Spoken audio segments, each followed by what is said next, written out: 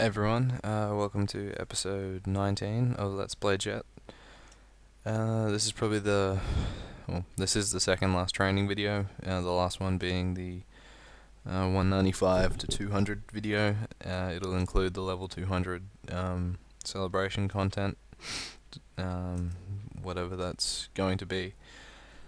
I just thought, well, I'm still training at the moment. This is a pre-recorded content, and I was just going to answer a few of the comments that have popped up. Yeah, so I'll just flick through and find one. There's been a few more questions about how long it takes me to level. I think the same person even asked the question again. As I said, it roughly takes, well, depending on, there's a few things that affect the amount of EXP I get, how many leeches I have, if I'm using a 1.2x family buff or not, how many times I DC, because Maple has this strange thing of DCing right after you record at the moment. So with fraps, I record the level, I record the training before the level, and then once I level, I kill a little bit, put my skill points in, and then I turn it off. But then after that point where I turn it off, it seems to just disconnect for some reason, so I'm not exactly sure why it's doing that. It's strange. But yeah, at the moment, training at 194, I'm getting about 70% an hour, so yeah, while I'm recording this, I'm 2 hours into my training, so I've gained 140%. And yeah, it was I did use a family 1.2x buff, but I should be able to get one more level before the full 4 hours is up. And the other thing that affects my EXP is if I do DC, then I lose my EXP pendant buff, because as you know, for the first, when you log in, you get 10% automatically, then after the first hour it's 20% extra, and then after 2 hours it's 30% extra, and I tend to DC almost every hour, so yeah, I don't really get to see the full 30% that often. So with all of that, Maple just tends to DC randomly as well. It just might, I think it's the skill, I'm spamming it too much, or something just happens and it closes. So yeah, hang on, just gotta HS myself. And people have been asking, am I gonna make a Jett after this thing gets 200? I will make a Jett, but only to level 70. I won't make a video of it, as I've said before. It just really, because there's no real point, because I'll just do it really quickly. I'll do it late at night and get it done with, and then just not play it anymore, because it's a thief. I don't have thief gear. It might be a fun class to play, but I'm just not that interested. But what else? Cubing. There should be one. Well, I'll put up a cubing video of my gun this weekend. I'm gonna spend 150k on it, or well, that's how much I'm devoting towards it. Hopefully it costs less, but that's how much I'm planning on using on it this weekend. So yeah, I'll do that, and video will come out. So that'll be the next cubing video. The 14% or 16%, however much is on my gun. Total damage is helpful while I'm training, because it's helping me a lot. With killing this stuff, because it's just adding more damage onto my attack. But I really would like to get it to legendary and get 2 stacks of percent boss damage, because that's really what I'm going to be doing from now on.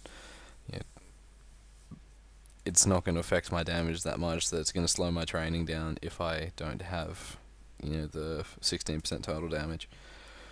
So that's what I'll do. I'll basically use super cubes, which well, it says that enlightened cubes help you get to, legendary, as well. Um, I might just buy those and see how long it takes me, because it really all just comes down to chance anyway. That there's probably the same percent chance ratio in them. It's just I wasn't that lucky when I was using them to begin with. But that I just defaulted back to super cubes because I've used them before. I've seen how quickly you can get something from unique to legendary. But I'll probably just use all enlightened cubes. They're 25 KNX each, so 150. That's, well, 6 sets, I think, something like that. Yeah, 6 sets. So 66 cubes. Hopefully we can get something out of that. And then you're probably thinking, what about the rest of it? I'll basically be scrolling my shoulder pad. I've got one of the old Silent Crusade ones that have 3 slots plus 2 hammer slots. Basically what I'm going to do is innocent scroll it back to clean, and then get chaos scrolls and chaos scroll it. I'm going to do it the first time and then see what happens. If all I want is above 5 attack, if it goes back to 0, then I'll instant scroll it again, and I'll wait for positive chaos scrolls. Whatever time frame it is till those come out, I don't really mind. I just want to have more than 1 attack. And then that'll be along with my Jett's core. I will get around to doing the core as well. I was having a look at those cubes in the cash shop. If I only have to use 1 innocent scroll, I might buy a few sets of those core cubes. Once I work out how to do it, and then I'll probably do a video of that as well. But that's what I'm planning on doing, along with bossing videos on this thing. I've decided that I'll keep my gear on this until they announce, until the pirate revamp happens. They're saying the end of summer, so I don't know if they're talking about like the very end or not.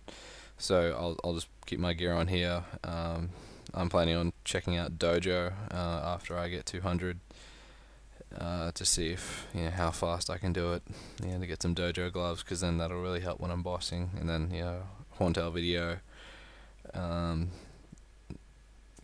video, Chaos Zakin video. So I'll be sure to chuck in a Dojo video in that content. But I think that's about all for today. I'm just trying to think when I'll probably do the 200. It may end up being some. I'll do my best to include you guys in it. It's just if I don't do it, I may not do the the gathering event, because it might just be too hard. Because I'd probably have to wait. If I can't do it by this Sunday, it's a bit hard to plan it like that. My next day off would probably be a week from then. So then I'd have to wait at like 90%, 199 for a week. So if I don't get around to doing it, I'm sorry, but it's just I'll see how I go. Because really, if I get 195 as I'm training, and I'll try to get like 30 or 40% into 195 as well, then if I train tomorrow night, it would probably get me to 197, almost 198, and then I'd probably be able to do it on Sunday. But then it just depends what time on Sunday. Like, I could get up early and do it. So it'd probably be Saturday for America, since they're almost a day behind. But just over the weekend, keep your eyes focused on like my YouTube feed. If I am going to do it on Sunday, I will post a message at least 2 hours before, and then just I'll announce like the time, and then I'll probably do it just on the hour of whenever I announce it. So if I just say, if I get to 197, 90% tomorrow night, and then I decide to train Sunday morning, I'll probably start at 8 a.m. and go till 12. Yeah, 8 a.m. till 12. So midday Australian time, and I think that'd be. I'll have to check the time converters. If I can get my phone, I'll tell you what time it'll be for PST, because I've got a world clock on it.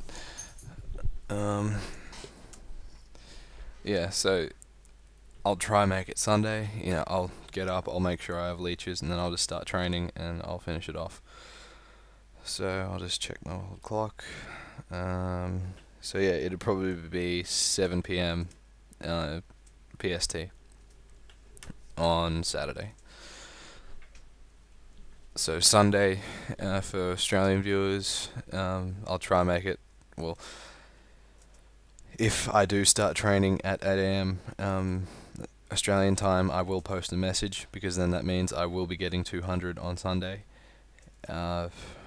And then it'll probably be around 7:30 PST or 8 p.m. PST, so 1 p.m. Australian time. I know it's confusing. It took me a while to get my head around all the hours, especially with people doing runs and stuff. All the at all different hours.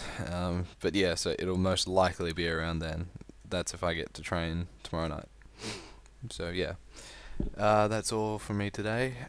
Just keep your eyes glued on my YouTube feed. I will post a message. Don't worry, I won't forget about you guys. If you can't make it, I'm sorry, but you'll always be able to catch it on YouTube. Alright, see you guys later.